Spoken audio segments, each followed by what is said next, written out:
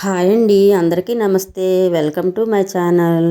ఈరోజు వీడియో వచ్చి మేము మొన్న కస్సా పెంటపాడు ఫంక్షన్కి వెళ్ళామండి. మా కోడలి పిల్ల వాళ్ళ అమ్మగారు, నేను, వాళ్ళ తమ్ముడు వెళ్ళాము. అక్కడ ఫంక్షన్ చూసుకుని వచ్చే దారిలో కస్సా పెంటపాడు కృష్ణుడు ఆలయం ఉందంటండి. చాలా పురాతన ఆలయం అంటండి. అక్కడ వెలిసారంట ఆయన.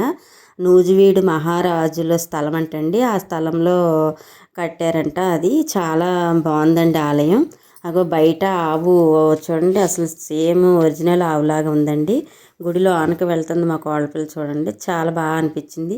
విష్ణుమూర్తి సాక్షాత్తు పడుకున్నట్టు చాలా బాగా ఉన్నారండి. దగ్గర నుంచి చూస్తే చాలా బాగా అనిపించారు. నేను ఫస్ట్ టైం చూశాను. అదిగో చూడండి, విష్ణుమూర్తి చాలా కళగా కూడా ఉన్నారండి. కృష్ణుడు ఆలయం డోరు తలుపులేసేసి ఉన్నాయండి. అప్పుడు మేము వెళ్ళినప్పుడు అది ఆ గుడిలోన చుట్టూ అన్ని దేవుళ్ళ విగ్రహాలు ఉన్నాయండి. చాలా బాగుంది. మేము వెళ్ళిన టైంలో కృష్ణుడు గుడి తలుపు వేసారండి. అప్పుడు పంతులు గారు పూజలు అయిపోయి వెళ్ళిపోతారు కదండి. మేము మధ్యాహ్నం వెళ్ళాము.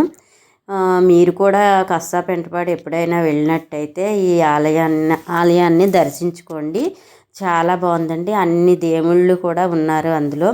మీలో ఎవరైనా ఈ ఆలయాన్ని దర్శించుకున్నట్లయితే కామెంట్ ద్వారా తెలియజేయండి.